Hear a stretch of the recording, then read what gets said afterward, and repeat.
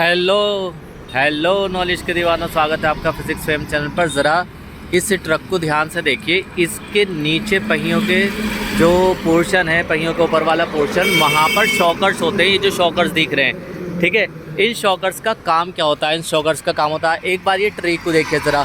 ये ट्री आपको उछलती भी महसूस हो रही है ना बहुत ज़्यादा। ये इस वजह से हो रही है क्योंकि एक टर्म होती है फिज़िक्स में जिसे हम कहते हैं इम्पल्स। इम्पल्स जो होता है वो फोर्स इनटू टाइम होता है। और जब ये शॉकर्स होते हैं तो ये फोर्स के टाइम को क्या कर देते हैं?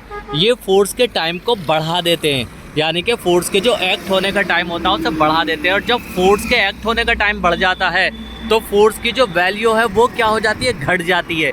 ठीक है, फोर्स कम हो जाता है, इम्पैक्ट टाइम बढ़ जाता है। इसे ही इम्पल्स कहते हैं, जिसकी वजह से हमें धचकियाँ कम लगती है। लेकिन अगर हम रिक्शे की बात करें, जिसे आदमी चलाता है, उस रिक्शे में बहुत ज़्यादा धचकियाँ लगती हैं। क्यों? क्योंकि उसमें शॉकर्स नहीं होते। ठीक है, आप मेरी बात समझे कि इम्पल्स का फंडा क्या है? कि जितने भी ऑटोमोबाइल्स हैं इनमें जो यूज़ किए जाते हैं शॉकर्स, इनका काम होता है फोर्स के इम्पैक्ट को घटाना, यानी कि उस टाइम को बढ़ा देना और फोर्स के इम्पैक्ट को घटा देना। क्योंकि ये जो क्वांटिटी है फोर्स इनटू टाइम, ये क्वांटिटी रहती है कांस्टेंट। मेरी बात समझे आप?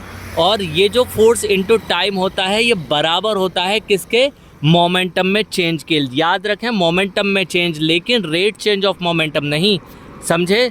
Thank you very much, goodbye, see you again.